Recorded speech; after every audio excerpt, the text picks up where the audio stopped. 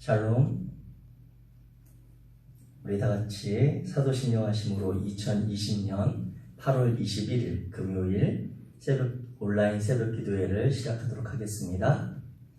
전능하사 천지를 만드신 하나님 아버지를 내가 믿사오며 그 외아들 우리 주 예수 그리스도를 믿사오니 이는 성령으로 잉태하사 동정녀 마리아에게 나시고 본디오 빌라도에게 고난을 받으사 십자가에 못 박혀 죽으시고 장사한 지 사흘 만에 죽은 자 가운데서 다시 살아나시며 하늘에 오르사 전능하신 하나님 우편에 앉아 계시다가 저리로서 산자와 죽은 자를 심판하러 오시리라. 성령을 믿사오며 거룩한 공회와 성도가 서로 교통하는 것과 죄를 사하여 주시는 것과 몸이 다시 사는 것과 영원히 사는 것을 믿사옵나이다. 아멘. 우리 함께 찬송가 283장 함께 부르시겠습니다.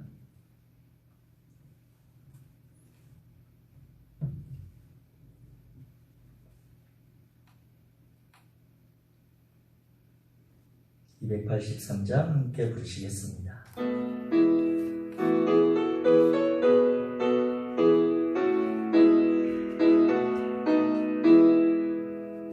나 속 죄함을 받은 후 한없는 기쁨을 다 헤아릴 수 없어서 늘 찬송합니다.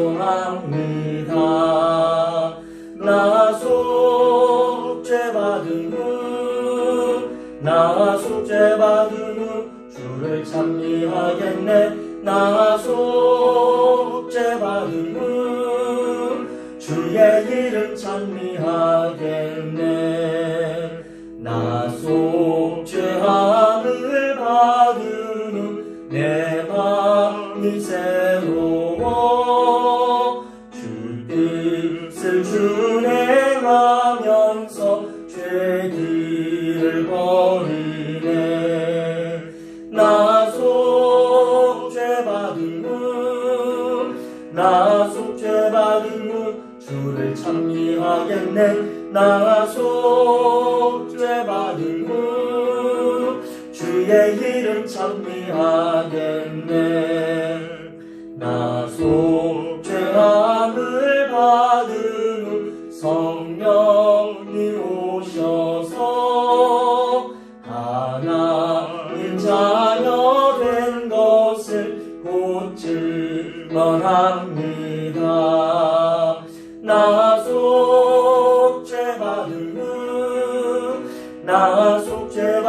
후 주를 찬미하겠네. 나 속 죄받은 후 주의 이름 찬미하겠네.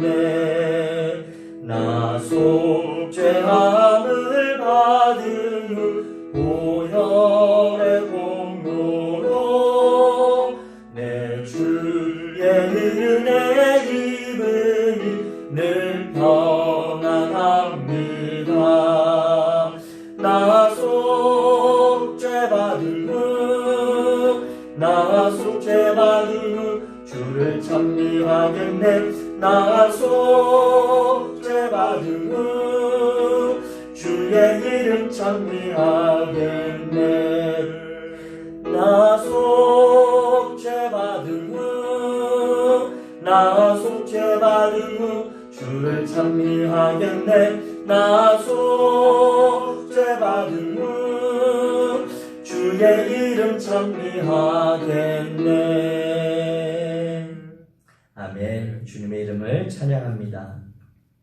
오늘 함께 나누실 하나님의 말씀은 히브리서 8장입니다. 히브리서 8장 1절부터 13절까지 말씀.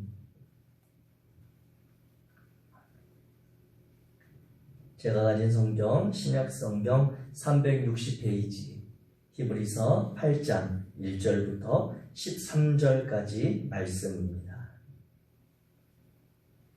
우리 가정에서 온라인으로 함께 예배하는 성도님들도 말씀을 다 찾으신 줄 믿고 우리 히브리서 8장 1절부터 같이 읽겠습니다. 시작. 지금 우리가 하는 말의 요점은 이러한 대제사장이 우리에게 있다는 것이라. 그는 하늘에서 지극히 크신 이의 보좌 우편에 앉으셨으니 성소와 참 장막에서 섬기는 이시라. 이 장막은 주께서 세우신 것이요 사람이 세운 것이 아니니라. 대제사장마다 예물과 제사 드림을 위하여 세운 자니 그러므로 그도 무엇인가 드릴 것이 있어야 할지니라. 예수께서 만일 땅에 계셨더라면 제사장이 되지 아니하셨을 것이니 이는 율법을 따라 예물을 드리는 제사장이 있음이라. 그들이 섬기는 것은 하늘에 있는 것의 모형과 그림자라.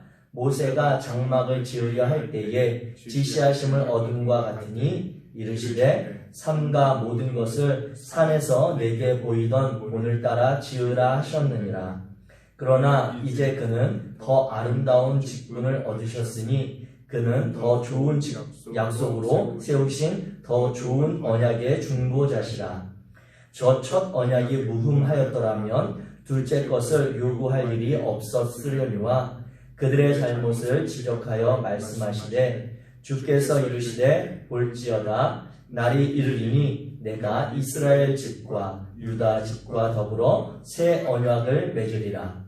또 주께서 이르시기를 이 언약은 내가 그들의 열조의 손을 잡고 애굽 땅에서 인도하여 내던 날에 그들과 맺은 언약과 같지 아니하도다. 그들은 내 언약 안에 머물러 있지 아니하므로 내가 그들을 돌보지 아니하였노라. 또 주께서 이르시되 그날 후에 내가 이스라엘의 집과 맺을 언약은 이것이니 내 법을 그들의 생각에 두고 그들의 마음에 이것을 기록하리라. 나는 그들에게 하나님이 되고 그들은 내게 백성이 되리라. 또 각각 자기 나라 사람과 각각 자기 형제를 가르쳐 이르기를 주를 알라 하지 아니할 것은 그들이 작은 자로부터 큰 자까지 다 나를 알미라. 내가 그들의 불의를 긍휼히 여기고 그들의 죄를 다시 기억하지 아니하리라 하셨느니라. 새 언약이라 말씀하셨음에 첫 것은 낡아지게 하신 것이니 낡아지고 쇠하는 것은 없어져 가는 것이니라. 아멘. 아멘. 오늘 우리가 히브리서의 말씀을 10번째 이제 나누고 있습니다. 히브리서 8장 1절부터 13절까지의 말씀으로 오늘 하나님께서 우리에게 주시는 마음 함께 나누기 원합니다. 오늘 히브리서 8장 1절부터 13절까지 말씀은 이렇게 시작합니다. 지금 우리가 하는 말의 요점은 이러한 대제사장이 우리에게 있다라고 하는 선언입니다. 이 말씀을 읽을 때에 히브리서를 읽으면서 느껴지는 그러한 답답함, 마음의 어려움들이 정리되는 그러한 마음이 들었습니다. 왜냐하면 히브리서를 읽을 때 문장이 참 우리가 금방 이해하거나 해석하기 어려운 면이 있었는데 이와 같은 요점으로 정리를 해주니까 이 앞뒤로 그리고 이어지는 이야기가 대제사장 되시는 예수님에 대한 이야기구나. 그분이 우리에게 있다는 확신의 선언을 주기 때문입니다. 그렇다면 오늘 우리 8장 1절에서 선언하고 있는 이러한 대제사장, 그 대제사장이 어떠한 대제사장인가 라고 하는 내용이 오늘 히브리서 8장의 큰 내용입니다. 그래서 이 본문을 읽어가면서 찾아지게 되는 것은 한 5가지 정도 대제사장의 그러한 면을 보여주고 있습니다. 먼저 1절입니다. 우리에게 있는 이 대제사장은 어떠한 분이신고 하니 하늘에서 지극히 크신 이의 보좌 우편에 앉아 계시는 대제사장이라고 하는 것이죠. 우리 주님은 지금도 부활하셔서 하나님의 보좌 우편에서 우리를 위하여 중보하시는 그 대제사장으로 계시다라고 하는 선언인 것입니다. 또 우리에게 이러한 대제사장이 있다라고 했을 때 두 번째 대제사장은 2절에 나타난 그 대제사장은 주께서 세우신 성소와 참 장막에서 섬기는 대제사장이라고 하는 것입니다. 앞뒤에 수식어들이 있습니다만 그 내용의 골자를 보면 그 대제사장은 우리 주님께서는 사람이 세운 성소, 장막이 아니라 하나님께서 지으시고 세우신 성소와 참 장막에서 그 그 대제사장의 직분을 감당하고 있다라고 하는 것입니다. 이 내용에 그러한 본문이 해당되는 것이 이제 출애굽기 25장에 가면 하나님께서 이스라엘 백성들을 출애굽하신 이후에 광야에서 시내산에서 모세에게 이제 성막을 지으라고 하는 그러한 장면에 나오게 됩니다. 그런데 그곳에서 하나님이 먼저 말씀하실 때 성소를 지으라고 말씀하시면서 내가 그곳에서 너를 만나겠고 이스라엘 백성들에게 내 뜻을 알게 하도록 하겠다라고 하는 그런 말씀을 주십니다. 그리고 성소가 있는 장막을 지는 방법에 대해서 그 말씀 이후로 쭉 이야기하고 있는데 그 말씀 앞에 보게 되면 어떻게 말씀하시냐면 주님 하나님께서 모세에게 내가 너에게 보여주는 대로 너는 그대로 장막을 만들어라 성막을 지어라 이렇게 말씀하시거든요. 그렇기 때문에 우리가 알고 있는 출애굽 당시에 있었던 성막 이전에 우리는 볼 수 없었지만 모세에게 말씀해 주시는 하나님은 이미 하늘에 그러한 장막과 성소가 가지고 계셨다라고 하는 것이죠. 그래서 그러한 형태를 모세를 통해 이 땅에 짓게 하신 것입니다. 우리 예수님께서는 그 하늘에 있는 성소와 참 장막에서 대제사장으로 섬기고 계시는 우리 주님이십니다. 세 번째 대제사장은 어떠한 분이신가 하니 오늘 본문 3절과 에베소서 5장 2절의 말씀에 근거해서 보게 되면 대제사장이시기에 당신의 백성들을 위해서 제물을 바치셔야 되고 제사의 예물을 드려야 하는데 그분은 그 제물과 제사에 쓰여지는 예물을 자신을 희생 제물로 드렸다라고 이야기합니다. 그런데 이 히브리서가 참 어려운 게 이 8장에 그 내용들이 다 나오면 좋은데 그 희생 제사로 드려졌다라고 하는 내용이 9장 12절쯤 가면 나옵니다. 그러니까 중간에 보면 우리가 이야기를 막 하다가 A, B, C, D 가다가 A, B쯤 가서 B에 대해서 여러 가지 이야기를 하고 한참 뒤에 C를 이야기를 할 수가 있잖아요. 그러한 구조로 히브리서가 되어 있다라고 하는 것입니다. 그래서 결론적으로 우리에게 있는 이러한 대제사장이신 예수님은 자신을 제물과 제사의 예물로 드리신 그러한 대제사장이라고 하는 것입니다. 또 네 번째 우리에게 있는 이 대제사장의 모습은 어떠한 분이신가 하니 오늘 본문 4절과 6절의 내용입니다. 그 내용에 보게 되면 우리 주님께서는 이 땅에서는 제사장의 역할을 하실 수 없었다라고 이야기합니다. 왜 그렇습니까? 그 주님께서는 이 땅에는 이미 레위 지파를 따라 세워진 제사장들이 있다라고 하는 것이죠. 그리고 또 그 주님께서는 하늘의 성소와 장막을 섬기시는 분이기에 이 땅에서 자신이 모형인 하늘의 성소와 하늘의 참 장막의 모형인 이 땅에 그러한 그림자와 같은 장막에서 대제사장의 역할을 하실 수 없었다라고 하는 것입니다. 그 내용에 대해서 이제 기록하고 있는 내용이 4절 지나 5절에 보게 되면 이 땅에 있는 제사장들이 율법을 따라 예물을 드리는 것이 어떠한 과정인지를 어떠한 내용인지를 5절이 설명을 해주고 있습니다. 그래서 보면 이 땅에서 율법을 따라 예물을 드리는 제사장은 그들이 섬기는 것은 하늘에 있는 모형과 그림자에 해당하는 모세의 장막을 짓고 그곳에서 섬기는 이들이다라고 하는 이야기를 하는 것이죠. 이와 같이 우리 주님께서는 이 땅에서 제사장의 직분을 감당할 수 없는 훨씬 더 위대한 그리고 훌륭하신 대제사장이라고 하는 내용을 4절에서 이야기하고 있습니다.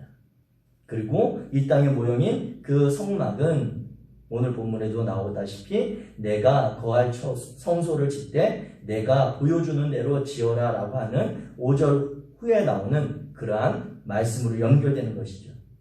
즉 우리 주님께서는 히브리서를 처음 시작하는 1장에 보게 되면 히브리서의 저자는 이렇게 선언합니다.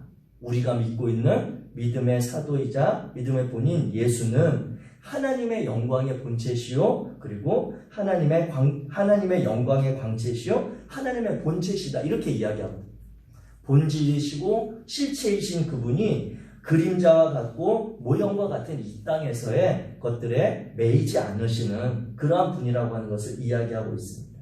또 오늘 히브리서 8장에서 보게 되는 우리에게 있는 그 대제사장은 새 언약을 우리에게 맺어주시는 그러한 대제사장이라고 이야기하고 있습니다. 이 8절부터 이어지는 13절까지 말씀을 읽으며 과거에 저의 그런 대학 시절의 사건이 하나 생각이 났습니다. 어떠한 사건이었냐면 제가 이제 대학교를 4학년을 마치고 졸업할 때가 되었는데 저희 그 학교에서 졸업의 조건이 무엇이었냐면 그 전공 과목에 있는 졸업 시험을 통과하는 거예요. 총 6과목 중에서 4과목을 선택해서 시험을 치렀는데 그 대학에 보게 되면 전공 필수라고 하는 과목들이 있거든요. 그 전공 필수는 그 시험에서 내가 피할 수가 없는 반드시 치러야만 했던 시험입니다. 그런데 그 과목 중에 전공 필수 과목 중에 수리통계라고 하는 그러한 과목이 있었습니다. 이 수리통계는 무엇이냐면 제가 고등학교 때 우리 학생들은 알겠지만 미분과 적분을 손으로 계산해서 푸는 그러한 시험이에요. 그런데 오늘날 제가 대학 다닐 때도 그랬지만 이 통계학이 대부분 컴퓨터로 모든 것들을 이렇게 관리하고 컴퓨터로 그 결과물을 만들어서 보게 되는 그러한 학문인데 그 이론 중에 보면 반드시 그 결과물을 만들기 위해서 수학적인 개념들이 필요하거든요. 그런데 이 수리통계가 고등학교 때 배웠던 미분 적분의 그런 총합을 이 정도 듣게 되는 책으로 배우는 그런 과목입니다. 그런데 이 과목이 필수인 거예요. 그래서 이 과목이 필수라 저도 시험을 치렀습니다. 그런데 그 당시에 그 과목의 담당 교수이시자 학과장님이셨던 교수님이 시험을 치른 학생들을 이렇게 개인적으로 다 불러서 면담을 하셨습니다. 그런데 저를 면담하실 때 다른 학생들에게 했던 이야기는 제가 잘 모르겠지만 그분이 저에게 이렇게 물었습니다. 상현이 너는 우리 과를 졸업한 이후에 진로를 어떻게 할 생각이 있느냐 이렇게 물어보셨어요. 그런데 그분이 평소에 저에 대해서 이제 좀 관계가 있으시고 잘 아셨던 분이라 저는 이런 통계학에 대해서 학문적인 관심보다는 통계를 어떻게 하면 활용할 수 있는지 어떻게 하면 컴퓨터를 이용해서 우리가 가까이 할 수 있는지 그런 쪽에 관심을 갖고 마지막 4학년 때 지도를 받던 과정이었거든요. 그렇기 때문에 그런 이야기를 아시는 교수님이 이 수리통계학 전공 필수 시험 제도에 대해서 이 패스의 기준을 대폭적으로 바꾸셨습니다. 물론 저를 위해서 바꾸신 건 아니고 대부분의 학생들에게 있어서 학문적으로 이론적으로 쉽게 이야기하면 통계학 교수를 하겠다. 통계학 어떤 수리적인 것들을 가르치는 일들을 하겠다라고 하는 학생들은 이 수리통계학의 그런 시험이 꼭 필요하지만 그렇지 않고 통계를 이용하고 활용하는 쪽으로 사용하겠다라고 하는 그러한 진로를 가진 학생들은 굳이 이 수리통계학 시험의 조건을 통과해야 될 필요가 없다라고 하는 것이죠.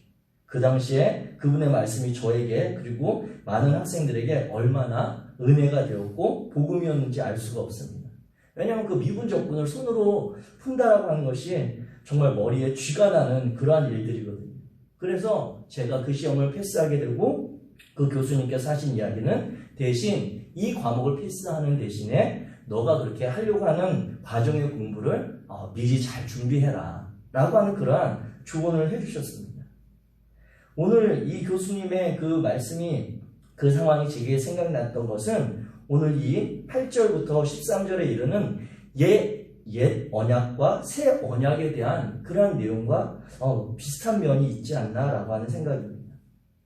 이 8절부터 12절까지 내용은 예레미야 31장 31절부터 34절의 그러한 말씀을 인용한 것인데요. 거기에 보게 되면 8절에 주께서 이르시되 볼지어다 날이 이르리니 내가 이스라엘 집과 유다 집과 더불어 새 언약을 맺으리라 이렇게 말씀을 하십니다. 그러면 새 언약을 맺고 그 10절에 9절에 가게 되면 이제 옛 언약이 있다라고 하는 것을 비교해서 설명을 합니다.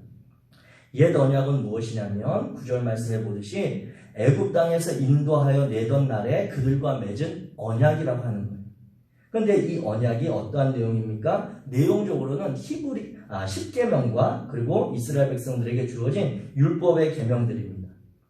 그런데 그 계명을 주기에 앞서 출애굽기 20장에 10계명이 나오는데 19장에 보면 하나님께서 모세에게 이렇게 이야기하시거든요. 출애굽기 19장 5절과 6절에 보게 되면 너희가 내 말을 잘 듣고 내 언약을 지키면 너희는 모든 민족 중에서 내 소유가 되겠고 너희가 내게 대하여 제사장 나라가 되며 거룩한 나라가 되리라. 이렇게 하나님께서 모세를 통해 이스라엘 백성들에게 말씀을 하셨습니다. 이 말씀의 핵심의 가장 중요한 포인트는 무엇이냐면 너희가 내 말을 잘 듣고 내 언약을 지키면입니다. 지키면.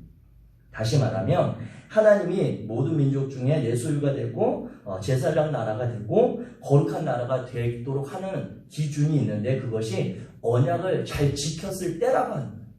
그러니까 옛 언약의 핵심은 하나님 앞에 하나님의 율법과 언약을 잘 지켜야 된다라고 하는 것입니다.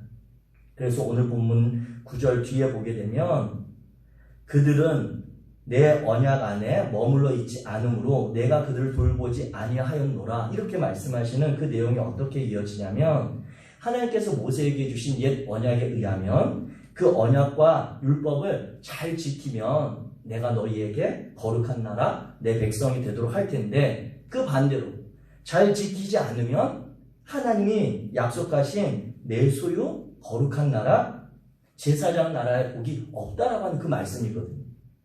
이 언약이 잘못되거나 이 언약이 부족해서가 아니라 10계명의 내용이 모자라서가 아니라 하나님과 이스라엘 백성들의 맺었던 언약의 기준이 지키면 순종하면 지키면 하나님께서는 내가 너희의 그러한 복이 될 것이다 라고 말씀하셨는데 이스라엘 백성들은 어떻게 했습니까? 하나님의 뜻대로 하나님의 언약에 신실하게 지켜가지 않았죠. 그래서 하나님이 오늘 이 본문의 표현처럼 내가 너희를 돌보지 않았다라고 이야기하는 것입니다. 그런데 이제 그 말씀을 지나 오늘 본문 10절에 가게 되면 이렇게 기록합니다. 또 주께서 이르시되 그날 후에 내가 이스라엘 집과 맺을 언약은 이것이니 내 법을 그들의 생각에 두고 그들의 마음에 이것을 기록하리라. 나는 그들에게 하나님이 되고 그들은 내게 백성이 되리라. 이렇게 이야기하십니다. 여기에 보면 지키면에 그러한 마음이 없어요. 하나님께서 이스라엘 백성들과 옛 언약, 모세의 그러한 언약을 맺었을 때는 이스라엘 백성들 너희가 이 기준을 지키면 내가 너희에게 복을 줄 것이다 라고 말씀하셨는데 이스라엘 백성들의 연약함을 하나님께서 아시고 그들에게 있었던 그러한 아픔을 경험하신 이후에 예수 그리스도를 통해 새로운 언약을 허락하실 때는 어떻게 하시냐면 내가 너희가 지킬 수 없는 그 율법을 예수로 다 패스하도록 하겠다. 너희는 이제 나는 너희에게 하나님이 되고 너희는 이제 내 백성이라고 하는 자격을 먼저 주신 거예요. 옛 언약은 그 자격을 얻기 위해서 그 시험을 통과해야 했지만 하나님께서는 예수 그리스도를 통해 그 시험을 일단 통과한 것으로 만들어 주시고 자격을 주신 것입니다. 그리고 나서 11절, 12절에 보게 되면 내가 그들의 불의를 긍휼히 여기고 그들의 죄를 다시 기억하지 아니하리라 하셨느니 하나님께서 우리에게 주신 이 새 언약에 의하면 하나님은 우리의 연약함을 모르시는 것 아닙니다. 이스라엘 백성들이나 2020년을 살아가는 저와 여러분들이 별반 다르지 않다는 걸 우리 하나님 너무 잘 아십니다. 그러나 하나님은 이미 우리에게 새 언약에 의해서 하나님의 자녀되는 자격을 주셨기에 어제까지 우리가 불의했거나 어제까지 우리가 하나님 앞에 범죄한 것에 대해 그 자격으로 인해 오늘 새로운 날을 허락하시고 새로운 기회를 주시는 것입니다. 하나님의 자녀는 옛 언약에 의하면 지키면 하나님의 백성, 자녀가 되는 것이었지만 이제는 너희가 내 자녀이고 내가 너희의 하나님이기에 너희는 나의 뜻에 맞게 살아라 라고 하는 새 언약을 우리에게 주셨다라고 하는 것이죠. 사랑하는 성교회 성도 여러분, 우리가 믿음을 고백하고는 예수 그리스도는 이와 같은 새 언약의 대제사장이십니다. 그 신앙을 가진 저와 여러분들이 이날 새날 이 부활의 아침에 다시 붙들어야 할 마음의 고백과 결단의 말씀이 바로 이 10절 말씀입니다. 우리 하나님께서는 이렇게 이야기하시고 계십니다. 우리 10절을 다 같이 한번 소리내어 읽어보도록 하겠습니다. 또 주께서 이르시되 그날 후에 내가 이스라엘 집과 맺을 언약은 이것이니 내 법을 그들의 생각에 두고 그들의 마음에 이것을 기록하리라. 나는 그들에게 하나님이 되고 그들은 내게 백성이 되리라. 아멘. 이 말씀을 제가 읽을 때 제 마음에 이러한 고백들이 나옵니다. 하나님께서 주시는 이 마음은 내 법을 너희의 생각에 두고, 오늘 이 말씀을 함께 나누는 성도님들 개인적으로 너희에게 생각에 두고 너희의 마음에 기록하리라. 나는 너희에게 하나님이 되고 너희는 내게 백성이 되리라. 하나님이 선언하셨습니다. 또 더 구체적으로 하나님께서는 이 말씀을, 내 법을 박목사 너의 생각에 두고 박목사 너의 마음에 기록하겠다. 나는 너의 하나님이 되고 상연히 너는 내 백성이 되리라고 하는 말씀으로 하나님은 저를 초청하셨습니다. 이 마음으로 하나님께서는 오늘 저와 여러분들 동일하게 초청하시고 새로운 날에 기회를 주셨습니다. 우리가 어제까지의 삶이 온전해서 완전해서 하나님 앞에 불의하지 않거나 죄가 없어서가 아니라 하나님께서 예수 그리스도를 통해 새 언약을 우리에게 주심으로 이미 하나님께서 나의 하나님이 되셨고 나를 자녀 삼아 주셨기에 아무도 살아보지 못한 이 새날의 아침을 우리에게 다시 열어주시며 내 자녀답게 살아라. 나는 너의 하나님이야. 너는 오늘 내 말씀, 내가 너와 맺은 언약대로 살아가기를 내가 기대한다 라고 하는 새 은혜를 주시는 것입니다. 사랑하는 성도 여러분, 우리에게 있는 이 대제사장을 신뢰하는 복된 하루 되시기를 주의 이름으로 축복합니다. 지난날의 삶의 방식으로 살려고 오늘 하루를 결단하지 마십시오. 어제와 같은 삶의 기준으로 오늘도 살아가려고 마음을 먹지 마시기 바랍니다. 오늘 우리에게 주어진 이 새로운 날에 오늘 나는 하나님의 말씀대로 새롭게 살아보리라. 오늘 이 아침에 내가 하나님 앞에 특별히 시간을 구별하여 온라인이지만 말씀을 나누고 기도하는 그것은 내가 어제와 달리 오늘은 주의 말씀대로 하나님의 뜻대로 살아보겠다라고 하는 그러한 하나님의 자녀됨의 고백이라고 저는 믿습니다. 어제와 다른, 이전과 다른, 세상의 방법과 가치와 다른 그러한 하나님의 언약, 하나님의 은혜, 하나님의 능력을 옷 입는 그런 복된 하루 되시기를 주의 이름으로 축복합니다. 기도하겠습니다. 사랑의 하나님 감사합니다. 오늘도 우리가 하나님 앞에 이 하루의 첫 시간을 드립니다. 우리의 마음을 들고 하나님 앞에 새로운 삶의 시간을 위탁합니다. 주의 말씀이 오늘 우리를 붙잡아 주시어서 어제와는 다른 새로운 삶으로 살아갈 수 있도록 우리에게 힘을 주시옵소서. 어제와는 다른 삶의 기준으로 하나님 우리의 삶을 이루어갈 수 있도록 도와주시옵소서. 하나님의 그 선하심을 본받아 우리가 만나는 오늘 모든 관계들 속에 그 선하심을 낙심치 않고 행하는 그런 당신의 자녀들 되게 하여 주옵소서. 우리가 만나는 상황과 우리가 겪고 있는 갈등과 어려움 가운데 성령 하나님께서 동행하시며 주의 말씀으로 힘주시고 우리와 동행하실 줄 믿습니다. 이 하루를 주님께서 함께 하실 줄 믿으며 우리 주 예수 그리스도 이름으로 기도하였습니다. 아멘. 하늘에 계신 우리 아버지여, 이름이 거룩히 여김을 받으시오며 나라의 임하옵시며 뜻이 하늘에서 이룬 것 같이 땅에서도 이루어지이다. 오늘날 우리에게 일용할 양식을 주옵시고 우리가 우리에게 죄 지은 자를 사하여 준 것 같이 우리의 죄를 사하여 주옵시고 우리를 시험에 들게 하지 마옵시고 다만 악에서 구하옵소서. 대개 나라와 권세와 영광이 아버지께 영원히 있사옵나이다. 아멘. 우리 함께 기도 제목을 나누고 함께 기도하기 원합니다. 이 시간에 기도하실 때 오늘 함께 나눈 히브리서 8장의 말씀을 우리 개인적인 삶의 상황에 함께 적용하며 나아가기 원합니다.